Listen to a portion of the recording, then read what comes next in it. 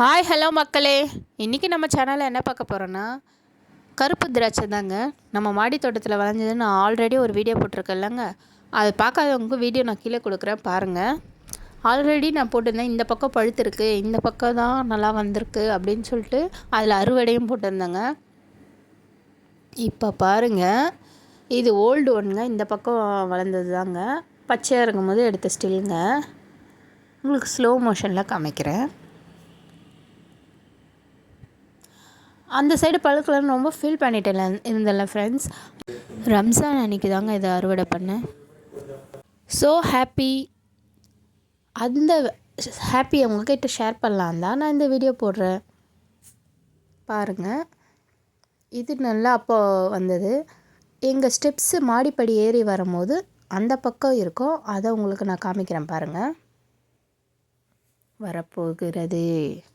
Ready, start, 1 2 3. என்ன வரலன்னு பார்க்குறீங்களா? ரொம்ப நாள் என்னை காக்க வச்சதில்ல, அதனால் இன்றைக்கி நான் அதை பொறுமையாக உங்களுக்கு காமிக்கிறேன் பாருங்கள். இந்த பக்கம் இதுதான் அந்த கல்லை என்னை ஏமாற்றி இப்போ தான் பழுத்தோம். இப்போ எனக்கு ரொம்ப ஹாப்பியாக இருக்குது. Thank you so much God. 6 பழம் பழுத்துச்சு. இதுக்கு மீறி விட்டால் ரொம்ப இதுவாகிடும்னு சொல்லிட்டு நான் என்ன பண்ணேன், மொத்தமாக அறுவடை பண்ணிட்டாங்க. அதான் ஒரு மிஸ்டேக் பண்ணிட்டேன். என்ன இது இவ்வளோ நாள் ஆச்சேன்னு எனக்கு புரியல. யாருக்கா தெரிஞ்சால் கமெண்ட்ஸில் சொல்லுங்கள். ஏன்னா ரெண்டும் ஒரே டைம் வச்சு மொட்டு வச்சு வந்தது தான். ஒன்று பழுத்து ஒன்று லேட்டாக பழுத்திருக்கு. என்ன ரீசனாக இருக்கும்? நானும் சர்ச் பண்ணிட்டுருக்கேன். இப்போ அகைன் இலைகள்லாம் புதுசாக துளிர் வந்திருக்கு. ஸோ இதை அறுவடை பண்ண பிறகு தான் நான் இதோடய இடத்தையே மாற்றணும். ஏன்னா இங்கே பாருங்கள், தென்னை மரம் இருக்குது. ஸோ தென்னை மரம் கீழே இருக்கிறதுனால ஓலை விழுந்து அது ரொம்ப டேமேஜ் ஆகுது. ஸோ நான் இடம் மாற்றிட்டு வெயிலில் 8 ஹவர்ஸ் இருக்கணும்.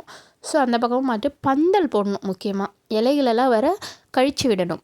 நிறைய பழைய இலைகளெல்லாம் எடுத்துகிட்டு, அது நிறைய சொல்லியிருக்காங்க, 7 இலை கிட்ட எடுத்துகிட்டு அதுக்கப்புறமா நிறைய விட்டால் தான் புது துளிர் வந்து அதில் வைக்கணும்னு சொல்லிட்டு. ஸோ அந்த ப்ராசஸ்லாம் நான் பண்ணுறதையும் உங்களுக்கு வீடியோ போடுறேன். அதுக்கப்புறம் பந்தல் போடுறதையும் உங்களுக்கு போடுறேன்.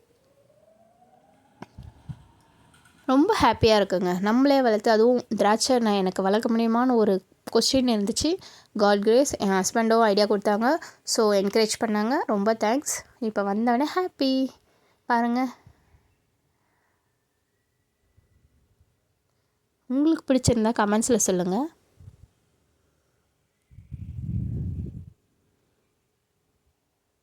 இதை நான் இப்போ அறுவடை பண்ண போகிறேன். என் பையன் தான் வீடியோ எடுக்கிறான் எனக்காக. Thanks even. தண்ணியில் தெளிச்சோன்னா அது எவ்வளோ ஃப்ரெஷ்ஷாக தெரியுது பாருங்களேன். இந்த திராட்சை பழத்தை பார்க்கும் போதே ஹாப்பியாக இருக்குது.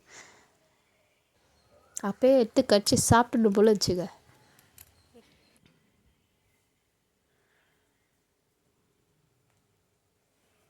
அதான் ஃப்ரெஷ் பழம் நம்மளுக்கு அப்போயே அறுவடை பண்ணி சாப்பிட்றதுன்றது ரொம்ப ரொம்ப ஹாப்பியாக இருந்துச்சு.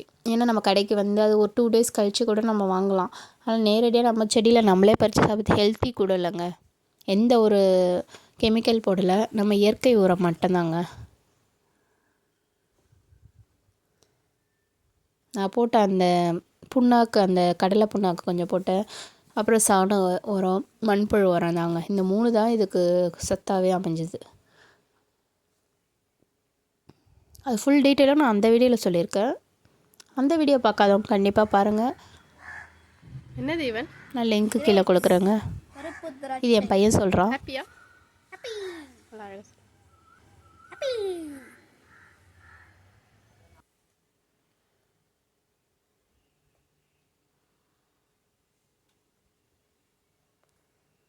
பாருங்கள் எவ்வளோ சூப்பராக இருக்குது. இந்த வீடியோ பிடிச்சிருந்தா லைக் பண்ணுங்கள். மறக்காமல் நம்ம சேனலுக்கு சப்ஸ்கிரைப் பண்ணுங்கள். கூடவே பெல் ஐக்கானை ப்ரெஸ் பண்ணுங்கள். தேங்க்ஸ் ஃபார் வாட்சிங். Bye friends.